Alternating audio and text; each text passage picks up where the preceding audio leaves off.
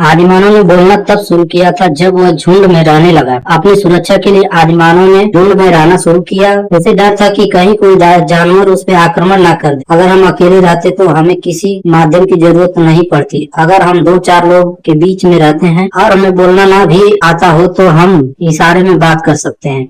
लेकिन जब आपकी संख्या बढ़ जाती है और आप 100-200 आदि के समूह में रहने लगते हैं तो आपको किसी न किसी भाषा या बोली की जरूरत पड़ती है। आदिमानव जब झुंड में रहने लगे तो उसे भी अपनी बात दूसरे तक पहुंचाने के लिए भाषा की जरूरत होने लगी। शुरू में आदिमानव खतरों के लिए संकेत का इशारा करता था, लेकिन धीरे धीरे वो शिकार का चित्र गुफाओं में बनाने लगा।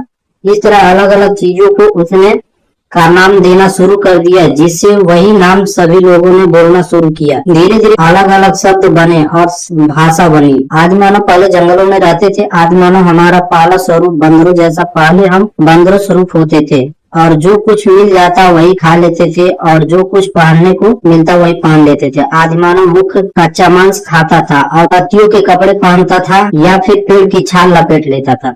धीरे धीरे आदिमानव ने अपना विकास करना शुरू किया। उसने कहीं दाने बिखरे हुए देखे, कुछ समय बाद उन्हें उगा हुआ देखा।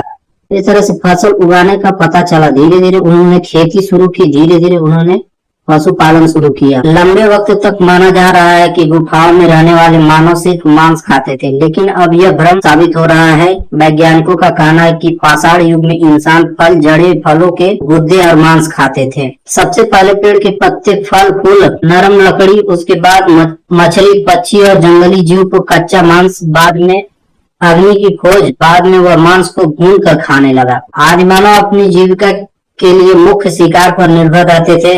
उनके पास आधुनिक हथियार नहीं थे, फिर भी वे विभिन्न रणनीतियों और उपकरणों का उपयोग करके शिकार किया करते थे। शिकार के तरीके, पत्थर के औजार। आदिमानव पत्थरों के औजार को तेज करके तीर, भाले और कुल्हाड़ी जैसे औजार बनाते थे।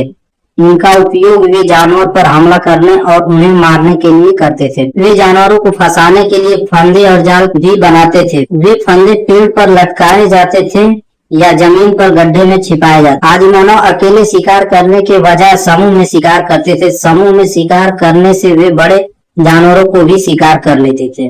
वे जानवरों की छल और चालाकी से फंसाने के लिए विभिन्न तरीके अपनाते थे, जैसे वे जानवरों को किसी जगह पर आकर्षित करने के लिए आवाज निकालते या फिर कोई निशान बनाते थे। तो वीडियो कैसी लगी? वीडियो अच्छी लगी तो हमारे चैनल को सब्सक्राइब करें और साथ साथ बेल आइकन दबा दें।